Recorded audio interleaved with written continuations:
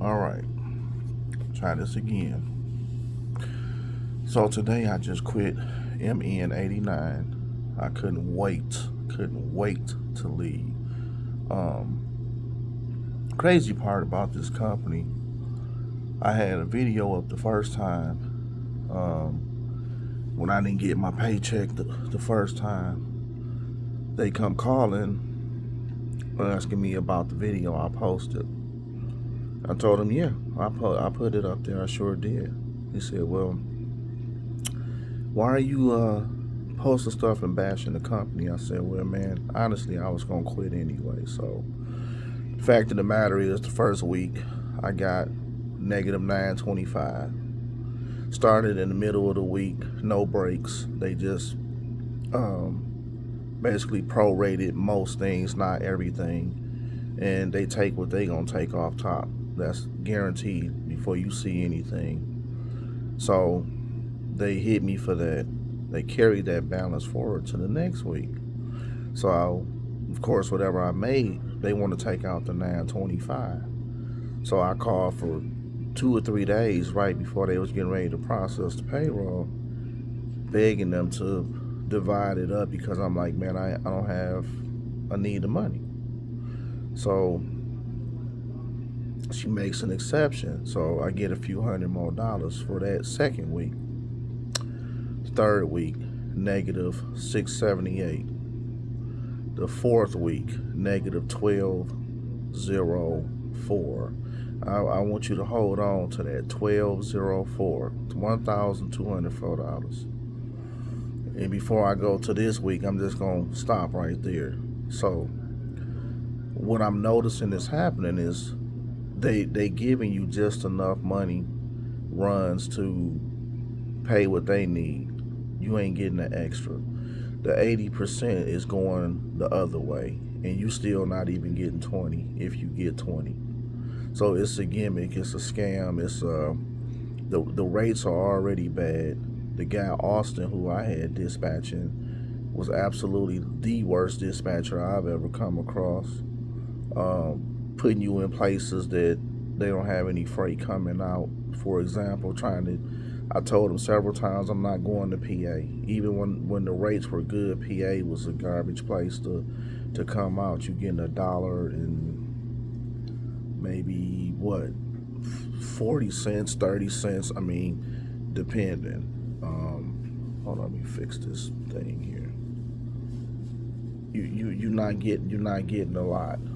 I gotta charge this thing here.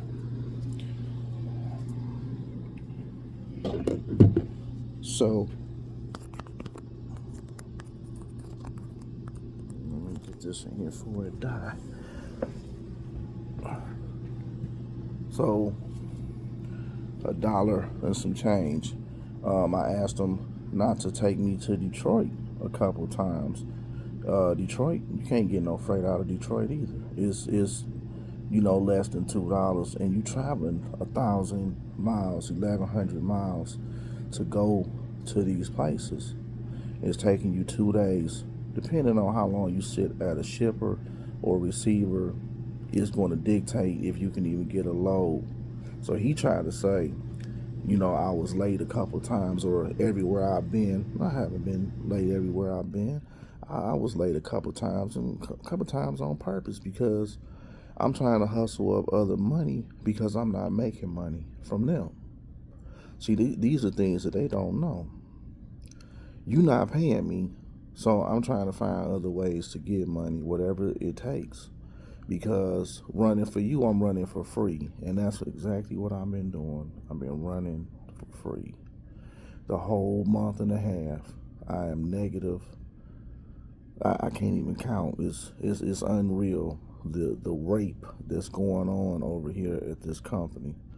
I looked at a lot of reviews before I came. The Uber driver who dropped me off the first time said everybody he's picked up from there has said the same thing. Now, when I first went there, they barely had any trucks in the yard. My goodness, you should have saw all them trucks in that yard today. They have had several returns.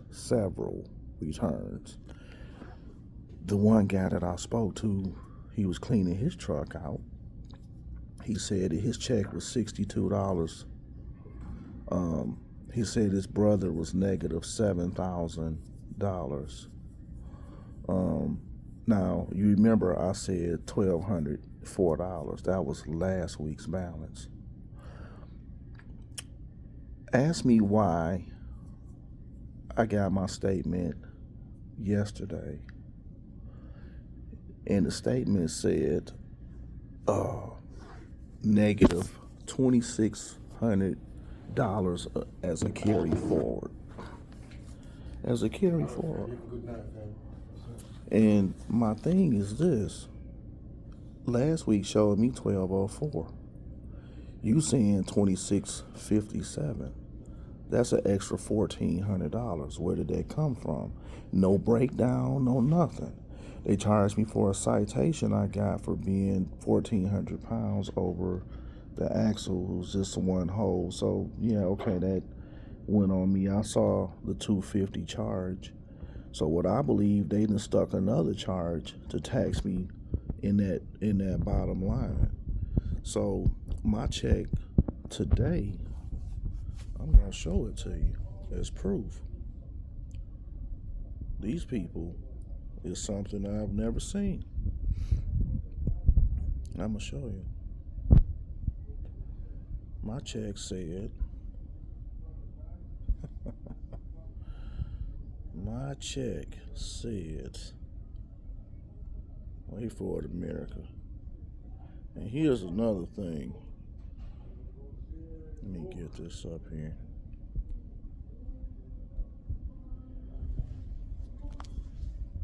I want y'all to see that number. Negative $3,028. Here's a negative something as my check amount. They took, let me get this. So this app they use called RTS, they put your loads on there, so you're supposed to be able to see your loads. The guy Gora made a comment about me not being able to meet my truck payment. He said, brother, we gonna take care of you. I promise you. I got the text message. We gonna take care of you. You know, you just give us a chance. I promise you, you'll have nice big checks, at least $1,500. And I said, well, how am I said $1,500 is a nice big check. And on top of that, given that I'm already in the hole, how do you foresee me getting out the hole, brother? Because you're not wiping away any payments. You don't work with people. Most companies will let you go a week or two. You know, decent companies anyway. I've worked for JCT.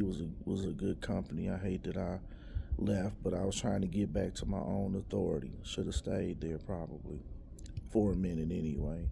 But however, they let you go 2 weeks before you made a payment first. Not this company. Day one, you in the hole. This ain't your bag. Day one, you in the hole. Yeah, day one. And I said, wow, okay, cool. So you know what you dealing with. I told the guy, I said, man, I need to make $7,000 just for you to take 20% of that. So they leave me with 56. They are already taking 2,200, so they leave you with 3,400, right? Supposedly. And when you play with your fuel, because I was playing with the fuel, the truck was pretty good on fuel, so I could probably keep it down to $1,400 you would think for the week, and you okay. But you know, you can't get, it's hard to get to 7,000 when you have to stretch 2 days on the road, picking up on a Monday, and then you're not delivering until Wednesday.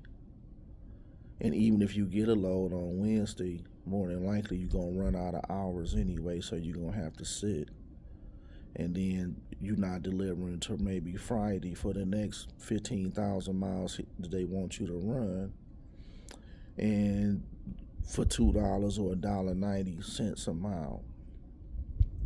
What I suggested to the guy was 400, 500 mile increments. I saw plenty of lows from Dallas, where I'm based, um, to Mississippi for 1,000, 1,100. From Mississippi, you can get places for another 900 to 1,000. You can deliver every day. Before you know it, you didn't probably grossed about six, and then they do the last one on Monday for payroll. So you can probably hit those numbers or get close.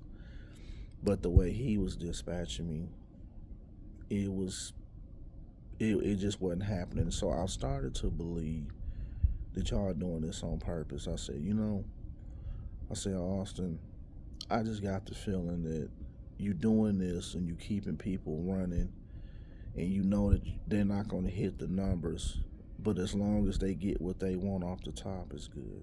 That's all they looking for. They're so concerned about making them truck payments that's way overpriced. When you look at $1,200 a week for 4 weeks is $4,800. If you just took that by 10 months, that's 48,000, 48 grand for 10 months. So you paying basically about $70,000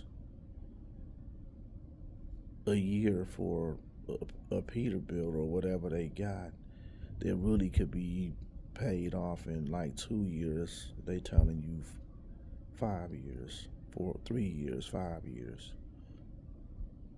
They making, and what's happening is everybody that's coming in, they make these payments. They don't last but a month or two. They quit. They give somebody else the same truck. It's a game. They're not trying to help you. They hurting you. Everybody that's come through the door. The guy today was quitting, and I may have mentioned it again if I didn't. He said his brother, his check's $62. $62. You've been running for a whole fucking week. $62. Wow. Negative 7,000. Mine is negative $3,000, and that ain't got nothing to do with the check that was gonna come out this week, because I refuse to pull a load. So this is what the bullshit they do. I text him on Monday, this past Monday, when I got the last load coming from back to Dallas, and they say, well, I was coming from Detroit. He said, well, what's the plan? I said, well, after my appointment, which I did have an appointment. I said, after my appointment, I'll be ready to go about 2 o'clock. But then I got to calculating in my head, and I got to running numbers, and I got to just thinking about all the bullshit that, I hear in the way that they talk to you. I said, fuck it. I ain't doing it. So I texted him. I said, listen, due to, everything that's going on, the money, I'm in the hole, blah, blah, blah. I said, man, I quit. I'm going to return your truck back. I quit. I'm going to bring it back. Here come the greedy fucking part. He come back a few hours later with some unprofessional shit. And he say, hey man, due to the way that you've been driving anyway, that's why you ain't gonna ever get a check. You've been late to your loads, to all your loads. That's a fucking lie. A couple on purpose, for sure. But it wasn't because I was trying to get some extra money, because I was on the road with no money. And they don't give advances. They don't give anything. Here's the other crazy part. They want you to fill up your Pilot and Loves, but guess what? They don't pass you the savings back. They keep it. We all know as owner ops that the Pilot and Love give you 25, 30, 40 cents off a gallon. But you paying full price with these fools, man. And so they're billing you for the whole money that you charge, and they keeping the savings, so they don't pass the money back. A lot of companies pass the savings back to the drivers. There's no perks with them. You have no perks, no flexibility. Really, it's just run, run, run, run, boy, run. That's it. So I text them back. I told them some stuff, which how I felt. Scam company, yes, I do believe it. I'm there. Your parking lot today told a major story of how upset people are running under MN89.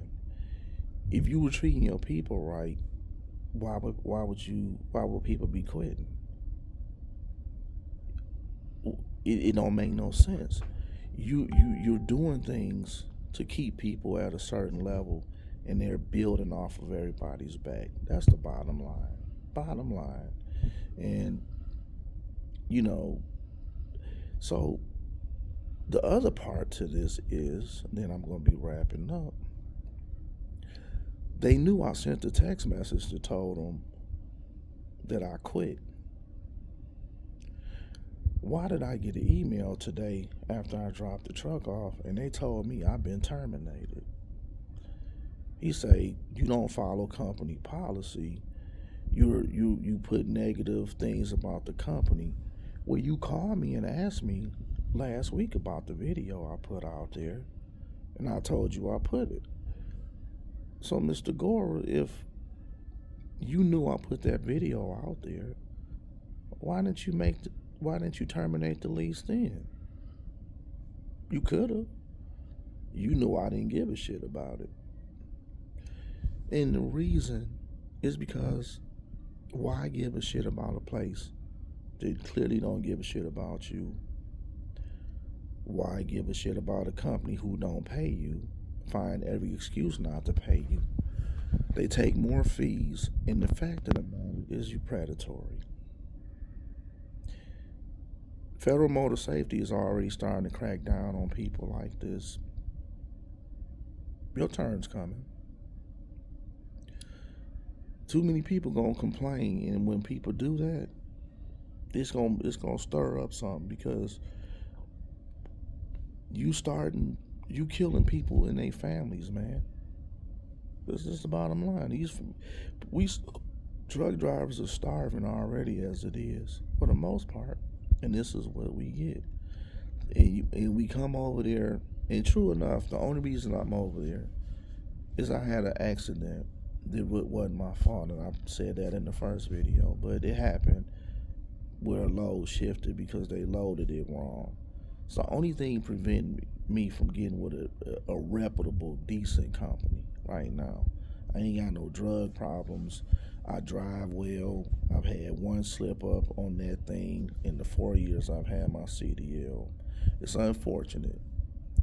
And so I took a chance to go somewhere who I thought may have, and they just screwed me. They put the screw to me. It's all good though. So the last thing is, this guy Austin, after I told him I quit, after he said that smart ass comment, and after he said some more smart stuff, they kept calling and calling and calling and calling. And guess what? They never got through. He had the audacity to ask me to pull another load so that we could part ways. I took that truck back empty. Just the way that I left there, nice and empty in my pockets. Just like when I got the truck, when I left there, it was empty. You got your shit back empty. And that's it.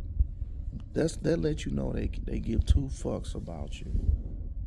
Two fucks. And it's cool, because I'm the same. So there's no control over me, man. I mean, you got your truck back. Let's hope that you can keep people in them. Because the way I'm seeing it and what I'm hearing, and there's others, I saw one of their trucks on the road the whole time. One.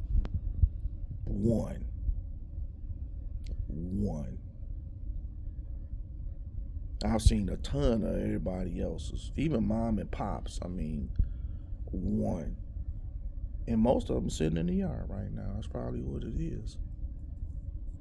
But however, new adventures. Don't say I will ever miss that place. It was a horrible experience, and I tried it. And that's that. I hope that I get a couple of subscribers. I do have some other things that I wanted to put out there. So you can drop a couple comments. I guess that's how this YouTube stuff works.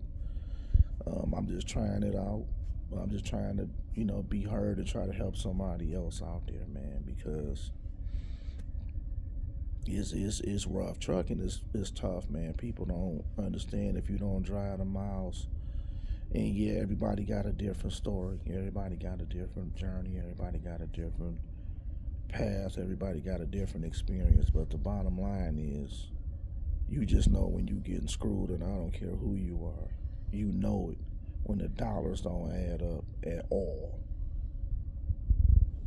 Yeah, I'll be good.